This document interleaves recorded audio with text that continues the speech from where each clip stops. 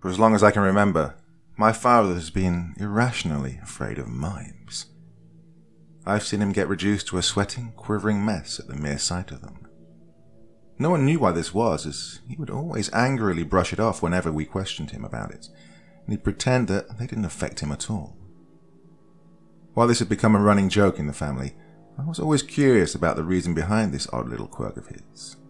Well, this Christmas I finally got him to spill the beans after filling his stomach with copious amounts of cake and wine. I took his story down, almost word for word, on my phone. It really is something, I can tell you that.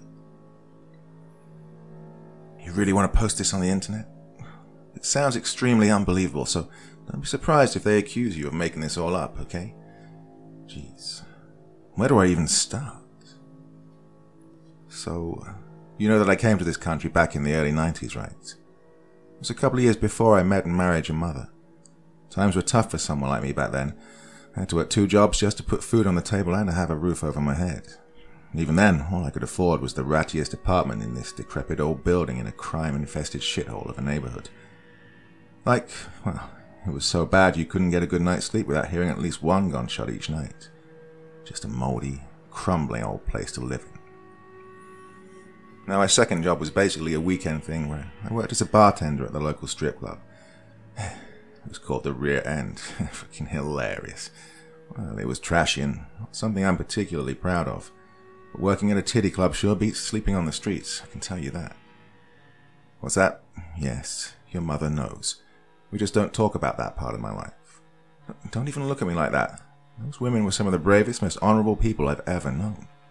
Anyway, my job meant that I would come back to my apartment late. 2 or 3 a.m. late. I just need you to understand how late it would usually get those nights, so you can truly appreciate just how bizarre what I saw in the elevator that day was.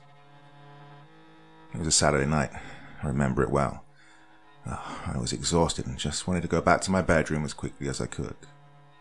I got into my building, lumbered over to the elevator, and saw a fucking mime waiting there for me. You know, makeup, white face, blood red lips, striped shirt, and the whole shebang.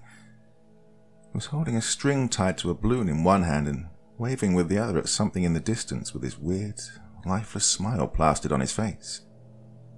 And his hand wasn't moving naturally either. It had this weird robotic, doll-like quality to it, like it was something mechanical, you know.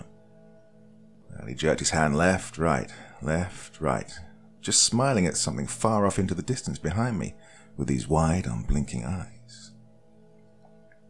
Oh yes, there absolutely was just a wall behind me. Nothing else, which is what made it so creepy. I've seen all kinds of strange shit in this country, but nothing came close to seeing a mime in the elevator of my apartment building at 3:30 in the morning. Needless to say, I was thoroughly creeped out and decided to take the stairs to my apartment on the 9th floor. I didn't actually have this belly back then, and I was in decent shape, so that climb, while tiring, wasn't impossible. Sometimes I would even climb up and down those stairs, just to exercise. I guess what I'm trying to say is that I wasn't worried about climbing up all the way to the 9th floor, so making the decision to use the stairs wasn't that difficult. I think I'd reached the 4th or 5th floor when I noticed something moving from the corner of my eye. I paused, turned around, and there he was, climbing the stairs a couple of floors below me. You ever seen those old silent films? Ever see a character tiptoe around in an exaggerated manner when they're trying to make it obvious how important silence is? That's how he was walking, with his hands balled up into fists in front of him, and climbing with these freakishly long strides, jumping over multiple steps at a time, only using the tips of his toes to pull himself up. He froze when I saw him, mid-fucking stride, like a fucking statue with one leg suspended in air as he stood precariously. I expected him to tip over and fall backwards any second, but he didn't move even an inch. It was like he'd turned to stone. Not all of him, however.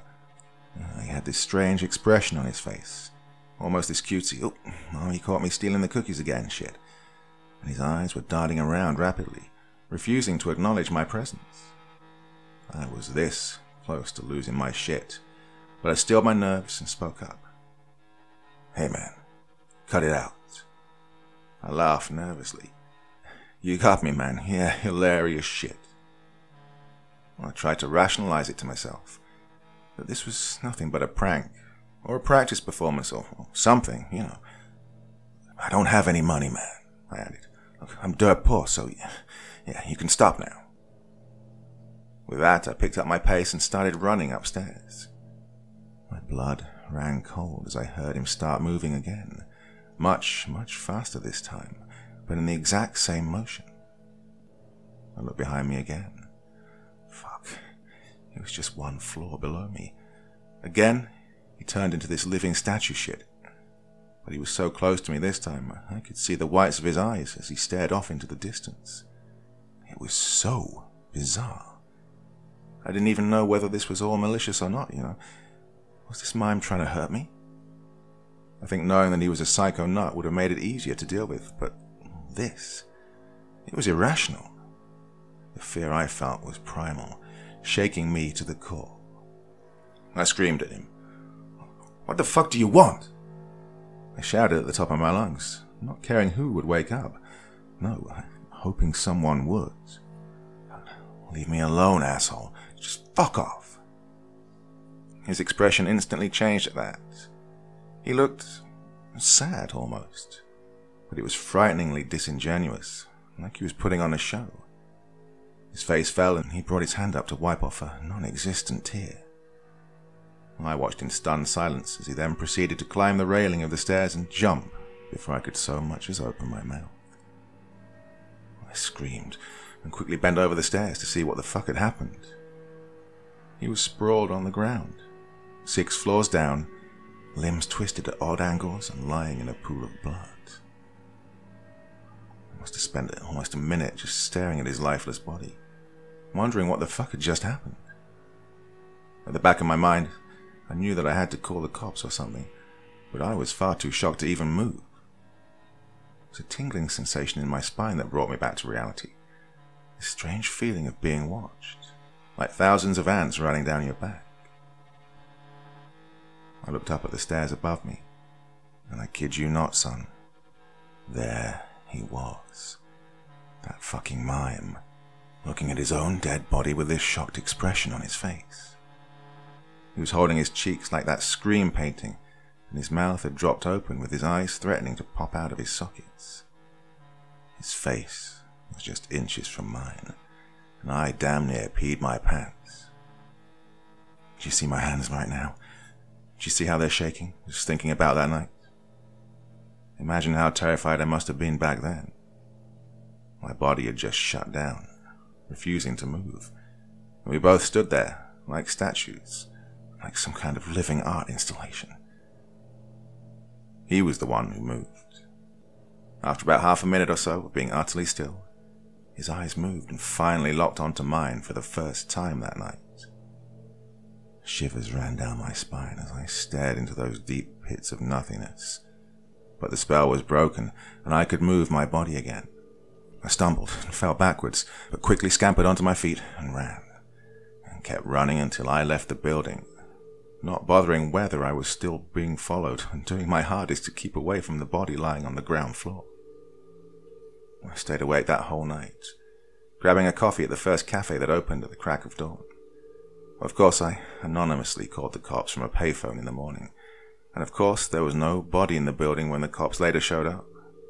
Now, I'm not a very religious man, but I knew that shit was not something logic could explain.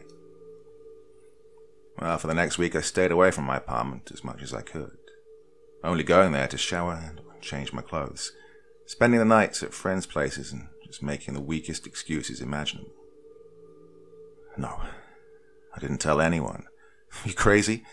Who would fucking believe me? No, there were no CCTVs in that building. Poverty is freaking cruel, son.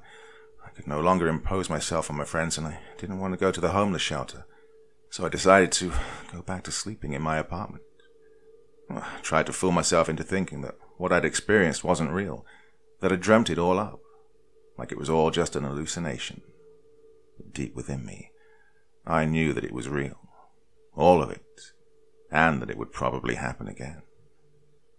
A feeling of tremendous dread washed over me when I stood outside my building 8 nights after I'd first run into that mime. It was again pretty freaking late, around the same time when I'd run into him the last time. With a heavy heart, I trudged over to the elevator, trying to avoid thinking about the fear clutching and squeezing my heart. I couldn't even look at the spot where he'd fallen and chose to stay the fuck away from it. The elevator opened with a soft ding, and I breathed a sigh of relief to see that it was empty. Why didn't I just take the stairs? Hell fucking no. Too much trauma associated with that place. Better to be cramped inside a fast-moving elevator than risk climbing the stairs and meeting the suicidal mime from hell. I guess I should be thankful that my elevator ride was peaceful. I don't think I would have survived if he'd shown up there. A heart attack would have killed me long before he could slice me up or something. Oh, I just don't know. I fumbled with my keys, but quickly got in and locked the door behind me, kicking my shoes off, and immediately running to the comfort of my blanket, and curled up in there, trying hard to fall asleep, but staying awake like a freaking owl. So, this apartment was pretty small, right? Just 2 rooms, excluding the bathroom. So you can hear whatever's happening in any corner of the room. Get where I'm going with this? No, he wasn't in the house, but he was outside of it. I heard something rustling around outside my front door, and instinctively, I knew it was him. At first I thought I'd just stay there in my bed, but the rustling didn't stop. The fear just kept building inside me. It was becoming unbearable to just stay there. My heart was beating so fucking fast, I feared it would leap out of my mouth. Fuck it, I whispered to myself, and got up to investigate. I banged my toe against the foot of the bed and yelled, with the sounds from outside ceasing almost instantly. After controlling my pain, I walked over to the door as softly as I could, and looked through the peephole. I whimpered as my fears were confirmed. There he was, that fucking mime, just standing there with his back to the wall in front of me, at attention like some damn army cadet. I think he must have sensed me watching him, because as soon as I looked through the peephole, he bent over forwards, such that his upper body was almost parallel to the floor. His blood-red lips stretched into the most vicious smile, and he began to stare right at me. I don't know how, but he was somehow looking straight at me. No, he wasn't anywhere near the peephole, so I don't know how, but I knew he was watching me, watching him. I felt his eyes pierce my very soul, taunting me, letting me know he was playing with me, and that he could kill me whenever he wished. He brought his palms up to the side of his face, opened his mouth and began clicking his tongue. Except I never heard the clicking sound. What I heard was a knock, and my door began to shake. Knock, knock, knock. Short bursts of 3. I fell back in fear. You know, he wasn't near the door, but he'd still fucking knocked. I don't know what the hell was happening, but I knew I couldn't stay there even for a second. I climbed out of my window and began descending using the iron emergency exit stairs attached to the side of the building. I then heard something impossibly large and strong slam against the door to my house as I began to climb down that rickety iron staircase. My door gave in with a painfully loud crunch, and I almost fell down. Why didn't anyone come out to check what was happening? Yeah, well, people mostly minded their own business. Home invasions, murders, drug deals gone wrong. It could have been freaking anything. Not necessarily something demonic. At one point on my way down, I considered just jumping and ending my life. I was that terrified. But I shook my head and continued to fight for my survival. I was soon free. I was out of that infernal building and panting and catching my breath on the streets below. I looked back up to where my apartment was and saw him for the last time in my life. He was standing on the railing of the emergency stairs, right outside my bedroom, without a care in the world. I don't know how the fuck he balanced himself on that thing, but he stood there, staring at me with that fucked up smile on his face. He theatrically brought his hands up and clapped. I watched in terrified silence as one by one the lights in all of the apartments began to switch on. He was there, in every apartment, at the windows that I could see. Everywhere. He was. Jeez. He was performing, if that makes any sense. In one house he was miming drinking tea, in another juggling invisible balls. Well, that was a fucked up sight to say the least. So the original one continued to stare at me, and then, with another clap, switched off every light in the building and disappeared, leaving me shivering in the darkness. Jesus Christ, Dad, I whispered. Did that really happen? That's up to you, he replied. I know what I saw. So, did you go back there again? I asked. He shook his head furiously. Never in the night. Never again. I moved out as soon as I found another place. What happened to that building? He sighed. I kept tabs on it. The owner had to sell it to a builder. It just wasn't profitable anymore.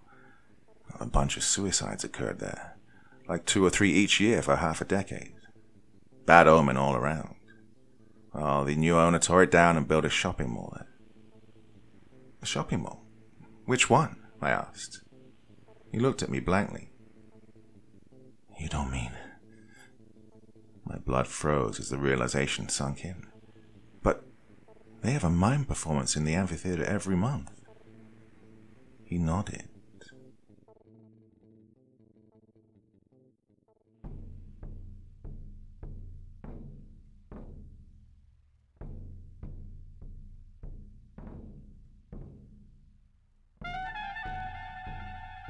Hey there. Thank you so much for taking the time to drop by and listen to this story today. It really means a lot to me. I put a lot of time and effort into making these videos, so it's nice to know that there's someone out there listening. Do me a little favor, would you? Click that like button, leave a comment, and if you really feel like it, why not subscribe too? Okay, happy tales everyone. See you soon.